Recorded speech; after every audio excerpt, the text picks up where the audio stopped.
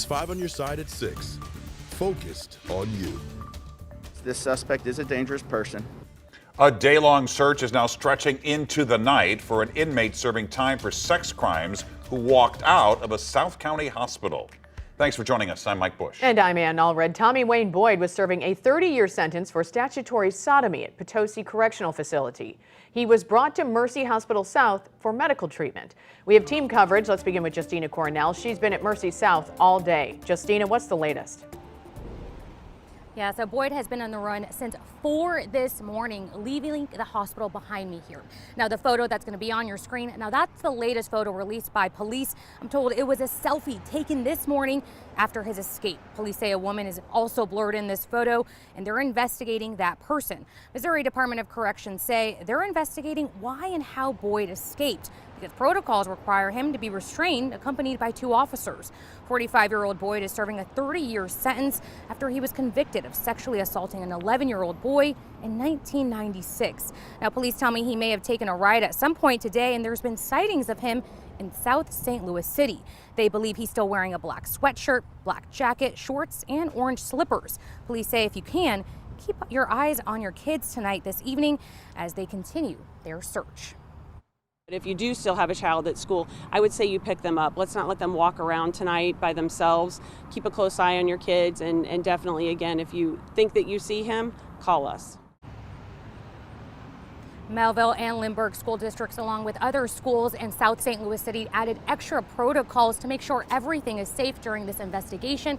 Police say there's also a reward for the suspect's arrest. Reporting live, Justina Cornell, 5 on your side.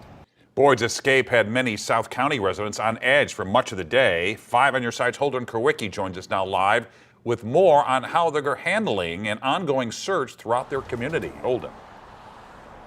Well, Mike, I've been in the Chardon Place community for most of the day, and I actually haven't seen a patrol car come through this neighborhood all day long, despite the fact that it sits just across the street from Mercy South Hospital. That's where Tommy Wayne Boyd escaped earlier today. Despite the fact that Boyd is still on the run, many of the people who live here told me they're not concerned, at least not for themselves. In the South County neighborhood of Chardon Place, things are typically laid back. It's kids playing, neighbors saying hi to each other, people walking their dogs. Very quiet, everyone's very friendly. A lot of your elderly live here. Early Thursday morning, many of the residents were woken up by the sound of something strange overhead. The helicopters were all over loud, and it was about 4:30, 4:45 that we started hearing them. Originally, I thought it was probably an accident on 270. Then I got a call from a friend at 6:30, said, hey, is the convict over at your house? I'm like, what are you talking about?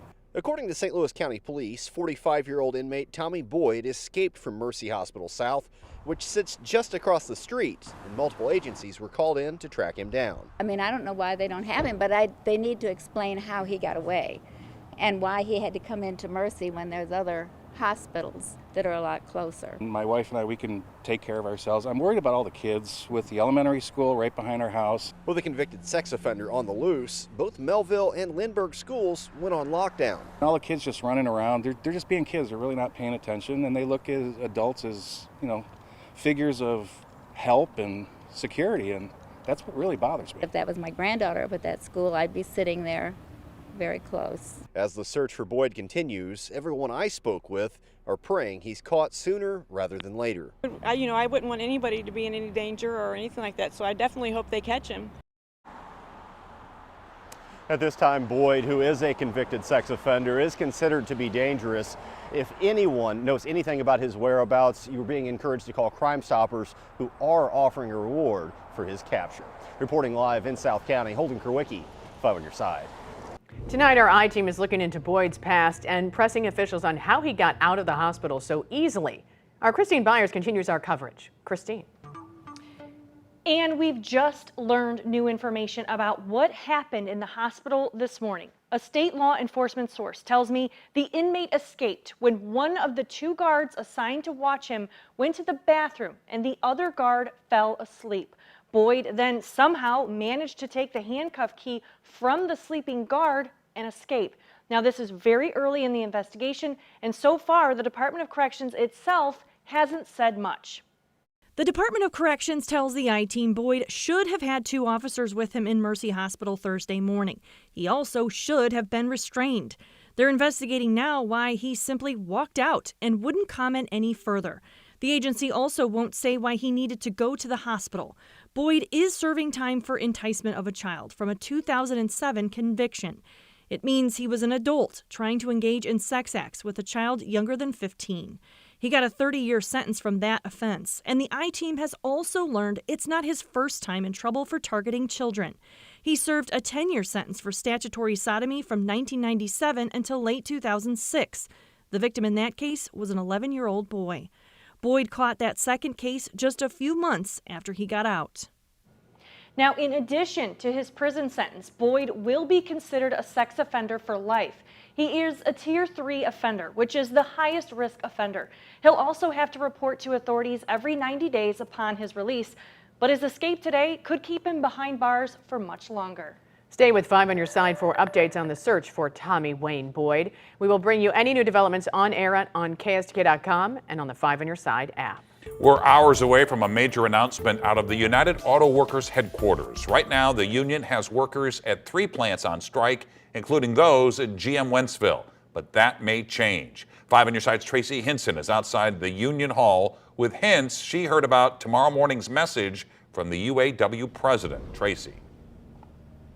Mike, certainly nothing concrete from that message, but union members we spoke with who are walking the picket lines out here expect the president, Shawn Fain, to announce that more locals could strike. Now, today, the picket line, this is day 7. Morale was really good. We were here while they were grilling up some hot dogs to feed those hungry picketers out there. And as these plant stoppages continue, it means millions in lost product for the Detroit 3. Originally, Fain was set to speak at 12 Eastern, but that has been pushed up to 10 Eastern, 9 a.m. our time. The union is demanding 40% wage increases over 4.5 years. CNBC reports that the union has adjusted that demand to the mid-30% range. The automakers have countered with wage increases of around 20%. Now, it does come down to money. Earlier today, I spoke with an electrician who is walking the picket line, and he says that the trade average in St. Louis for that job is about $45 an hour, but here at the GM plant, they are paying electricians around $36 an hour. So we are going to hear more from UAW President Shawn Fain tomorrow at 9 a.m. our time. In Wentzville, I'm Tracy Henson, 5 on your side.